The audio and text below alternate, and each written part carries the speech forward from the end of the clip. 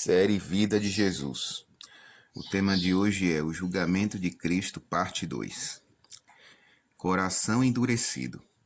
Alguns anos antes, Herodes ouvira os ensinos de João Batista e ficara profundamente impressionado. Contudo, não abandonara sua vida de intemperança e pecado. Seu coração se endureceu mais e mais e, finalmente, em uma noite de orgia e bebedeira, ordenara que João fosse decapitado para agradar a perversa Herodias. Agora achava-se mais endurecido ainda. Não pôde suportar o silêncio de Jesus. Uma sombra de ira e paixão foi notada.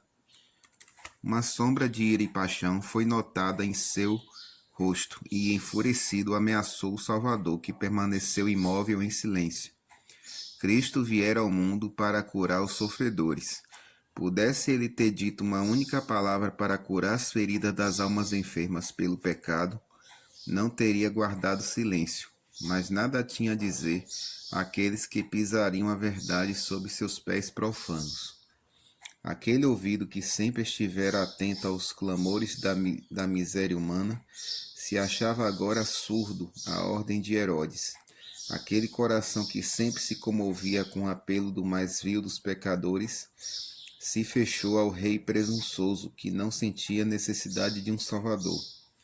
Irado, Herodes se voltou para a multidão e declarou Jesus um impostor.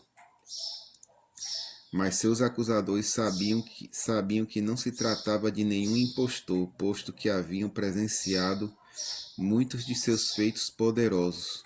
Então o rei começou a insultar e ridicularizar vergonhosamente o Filho de Deus.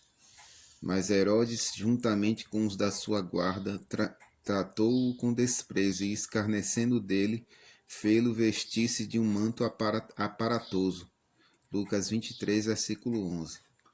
Quando o perverso rei notou que Jesus sofria em silêncio todas as injúrias, se comoveu com um repentino receio de que não tinha diante de si um homem comum. Ficou perplexo com a ideia de que aquele prisioneiro pudesse ser alguma divindade que descera à terra. Herodes não ousou confirmar a condenação de Jesus. Desejava se livrar daquela terrível responsabilidade e então o enviou de volta a Pilatos. Pilatos perde a autoridade.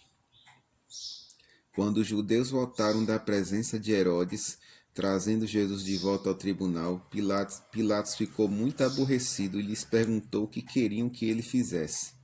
Lembrou-lhes de que já o havia interrogado e não encontrara nenhuma culpa nele. Recordara-lhe as acusações que fizeram contra ele, mas nenhuma prova convincente fora apresentada para confirmar uma única acusação. Conforme foi mencionado anteriormente, levaram Jesus à presença de Herodes, que era judeu como eles mesmos, e ele nada encontrou para que fosse condenado à morte. Contudo, para apaziguar os acusadores, Pilatos disse: portanto, após castigá-lo, soltá-lo-ei. Lucas 23, verso 16. Nisso, Pilatos mostrou sua fraqueza, pois se sabia que Cristo era inocente, por que mandaria castigá-lo? Assim fazendo, comprometia-se com o erro. Os judeus não mais esqueceram disso durante o julgamento. Haviam conseguido intimidar o governador romano, e agora, tirando vantagem disso, haveriam de pressioná-lo até conseguir a condenação de Jesus. A multidão em alvoroço exigia mais e mais a vida do prisioneiro. Enquanto hesitava em relação ao que fazer, recebeu uma carta de sua esposa que dizia: não te envolvas com esse justo, porque hoje em sonho muito sofri por seu respeito. Mateus 27, verso 19. Pilatos, ao ler a carta, empalideceu. O povo, ao perceber sua hesitação, redobrou a insistência. Ele sabia que precisava tomar alguma atitude. Era costume no período da Páscoa soltar um prisioneiro que o povo escolhesse. Os soldados romanos haviam capturado um criminoso de fama chamado Barrabás. Era ladrão e assassino. Então Pilatos se voltou para a multidão e lhes perguntou com seriedade: a quem quereis que eu vos solte? Barrabás ou a Jesus chamado Cristo? Mateus 27, verso 17. Toda a multidão, porém, gritava: Fora com este, solta-nos Barrabás. Lucas 23, verso 18. Pilatos emudeceu de espanto e desapontamento. Entregando o julgamento ao povo, ele havia perdido a dignidade e o controle da multidão. Daí em diante se tornou apenas um joguete nas mãos do povo. Eles o levavam aonde queriam. Então perguntou: Que farei então de Jesus chamado Cristo? Seja crucificado, responderam todos. Que mal fez ele? Perguntou Pilatos. Porém, cada vez clamavam mais: Seja crucificado. Mateus 27, versos 22 e 23. Quando ouviu o grito terrível: Crucifica-o, o rosto de Pilatos empalideceu. Ele não imaginara tal desfecho. Repetidas vezes havia declarado Jesus inocente. Contudo, o povo insistia em que ele sofresse a mais cruel de todas as mortes. Outra vez perguntou: Que mal fez ele? E outra vez o terrível grito ecoou nos ares: Crucifica-o. Marcos 15, verso 14. Pilatos fez um último esforço para lhes despertar simpatia. Mandou que tomasse a Jesus completamente exausto e coberto de feridas e açoitassem na presença de seus acusadores. O escárnio dos ímpios. Os soldados, tendo tecido uma coroa de espinhos, puseram-na na cabeça e vestiram-na com um manto de púrpura. Chegavam-se a ele e diziam: Salve, Rei dos Judeus! E davam-lhe bofetadas. João 19, versos 2 e 3. Cuspiram nele, e uma perversa mão arrancou a vara que lhe havia posto nas mãos, e com ela lhe golpeou a coroa em sua fronte, a ponto de os espinhos penetrarem em suas têmporas, e o sangue jorrar pelo rosto e barba. Satanás liderava os cruéis soldados em seus abusos contra Jesus. Queria incitá-lo a algum tipo de vingança, se possível, ou levá-lo a operar um milagre para livrar a si mesmo e assim frustrar o plano da salvação. Uma única mancha em sua vida humana, ou uma única falha em suportar o terrível teste, e o Cordeiro de Deus seria uma oferta imperfeita e a redenção do homem teria fracassado. Aquele, porém, que podia comandar as hostes celestiais e chamar em seu auxílio legiões de anjos, sendo que apenas um deles seria suficiente para subjugar a turba cruel, que poderia ter lançado por terra seus atormentadores com apenas um raio da sua divina majestade, submeteu-se a todas as afrontas e ultrajes com uma compostura digna e humilde. Assim como os atos de seus torturadores, os rebaixavam à semelhança de Satanás. A mansidão e a paciência de Jesus o exaltavam acima da humanidade e provavam seu parentesco com Deus. Pilatos se comoveu profundamente com a paciência e a resignação do Salvador. Pediu que introduzissem a Barrabás na sala do julgamento, e então colocou os prisioneiros lado a lado. Apontando para Jesus, disse em tom solene: Eis o homem, eis que vos apresento, para que saibais que eu não acho nele crime algum. João 19, versos 4 e 5. Ali estava o Filho de Deus com o manto escarlate e a coroa de espinhos, desnudo até a cintura. Exibia nas costas os vergões extensos e cruéis dos quais o sangue fluía livremente. Seu rosto manchado de sangue trazia as marcas da completa exaustão e dor, mas nunca aparecera mais belo. Cada traço expressava bondade e resignação, e a mais terna piedade para com seus cruéis algozes. Em chocante contraste se achava o outro prisioneiro, em cujas feições mostrava o criminoso empedernido que era. Entre os espectadores havia alguns que simpatizavam com Jesus. Mesmo os sacerdotes e príncipes estavam convictos de que ele era quem dizia ser, mas não se renderam.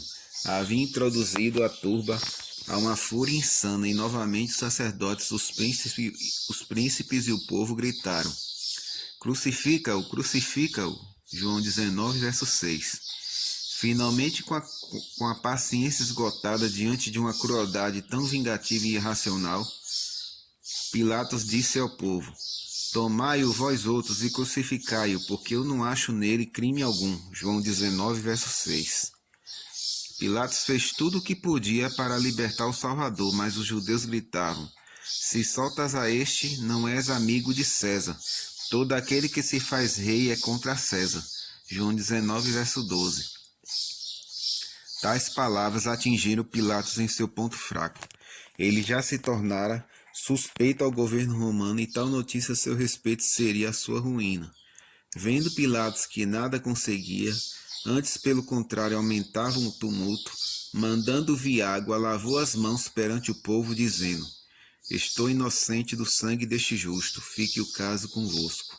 Mateus 27, verso 24. Em vão Pilatos tentou se eximir da culpa de condenar Jesus. Se tivesse agido com energia e firmeza a princípio, fiel à sua própria e justa convicção, o povo teria que acatar sua decisão e não subjugaria sua vontade. Sua vacilação e indecisão foram a sua ruína. Viu que não podia libertar Jesus e ainda manter sua posição e honra. Preferiu sacrificar uma vida inocente a perder a sua autoridade terrena. Submetendo-se às exigências do povo, novamente mandou açoitar Jesus e o entregou para ser crucificado. Mas apesar de suas precauções, o que mais temia veio sobre ele. Foi destituído de sua posição de honra, vindo a morrer não muito tempo depois da crucifixão, ferido em seu orgulho e atormentado de remorsos. Do mesmo modo, todos que se comprometem com o pecado só ganharão sofrimento e ruína. Há caminho que ao homem parece estreito, mas ao cabo dá em caminhos de morte. Provérbios 14, verso 12. Invocando a maldição. Quando Pilatos se declarou inocente do sangue de Cristo, Caifás respondeu com arrogância: Caia sobre nós o seu sangue e sobre os nossos filhos. Mateus 27, verso 25. Essas terríveis palavras foram repetidas pelos sacerdotes e pelo povo. Acabavam de pronunciar a tremenda sentença sobre si mesmos, uma horrível herança para a posteridade. Isso se cumpriu literalmente nas dramáticas cenas da destruição de Jerusalém cerca de 40 anos mais tarde. Literalmente tem se cumprido na dispersão, no desprezo e na opressão a que estão sujeitos seus descendentes desde aquele dia. Mas será duplamente literal quando o acerto final de contas vier. O cenário então será mudado. Esse Jesus virá. Atos dos Apóstolos, capítulo 1, versículo 8. Virá em chamas de fogo, tomando vingança contra os que não conhecem a Deus. 2 Tessalonicenses 1, verso 8. Dirão eles então aos montes e rochedos: Cai sobre nós, e escondei-nos da face daquele que se assenta no trono, e da ira do Cordeiro, porque chegou o grande dia da ira deles. E quem é que pode suster-se? Apocalipse 6, versos 16 e 17. Que Deus abençoe a vida de cada um.